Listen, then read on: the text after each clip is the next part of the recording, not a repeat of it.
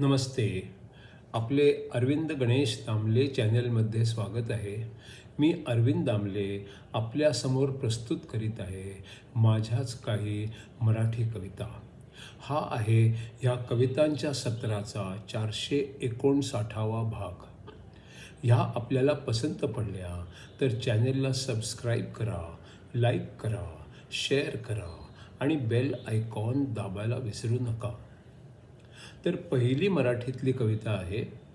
त्याने तिला विचारले, पुसटसा स्पर्श झाला आणि सर्वांग थरथरलंय, असं कधी झालंय?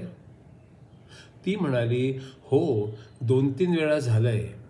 डेंटिस्ट समोर बसले आणि आता काय होणार या कल्पनेनेच पुसटसा स्पर्श व्हायच्या आत सुद्धा सर्वांग थरथरलंय. त्याने तिला विचारले, पुसटसा स्पर्श झाला आणि सर्वांग थरथरलंय, असं कधी झालंय? ती म्हणाली, हो, 2-3 वेळा झालंय. डेंटिस्ट समोर बसले आणि आता काय होणार या कल्पनेनेच पुसटसा स्पर्श व्हायच्या आत सुद्धा सर्वांग थरथरलंय. आता दुसरी कविता आहे. एका योग शिक्षकाने एका विद्यार्थ्याच्या बायकोला विचारले, गेले 6 महिने तुमचा नवरा योग शिकायला येतो आहे, आसनं करतो आहे, त्याच्या दारू पिण्यावर काही परिणाम झाला आहे? ती म्हणाली, त्याच्यावर अगदी आश्चर्यकारक परिणाम झाला आहे. शीर्षासन केलेले असतानाही तो एकही थेंब न सांडता दारू पिऊ शकतो आहे. एका योग शिक्षकाने एका विद्यार्थ्याच्या बायकोला विचारले, गेले 6 महिने तुमचा नवरा योग शिकायला येतो आहे, त्याच्या दारू पिण्यावर काय परिणाम झाला आहे?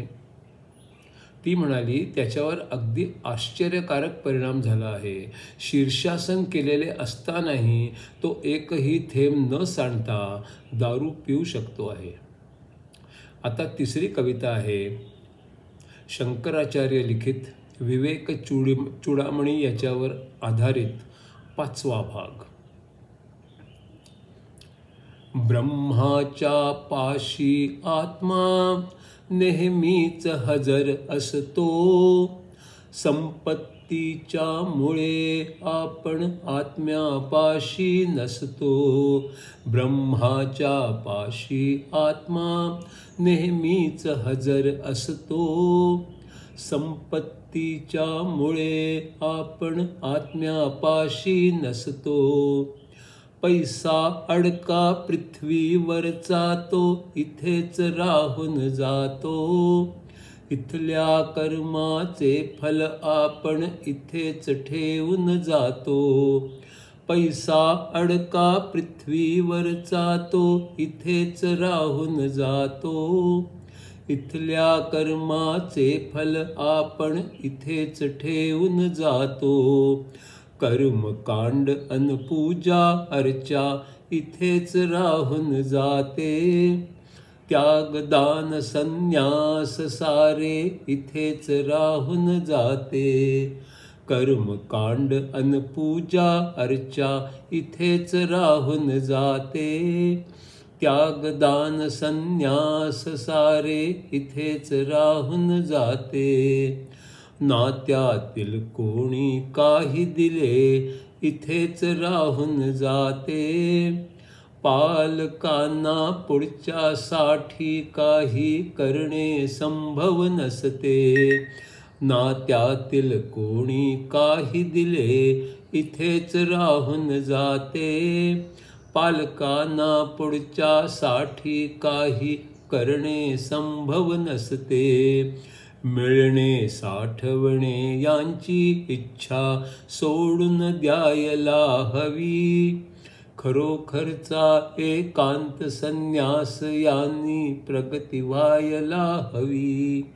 मिळवणे साठवणे यांची इच्छा सोडून द्यायला हवी, खरोखरचा एकांत संन्यास यांनी प्रगती व्हायला हवी.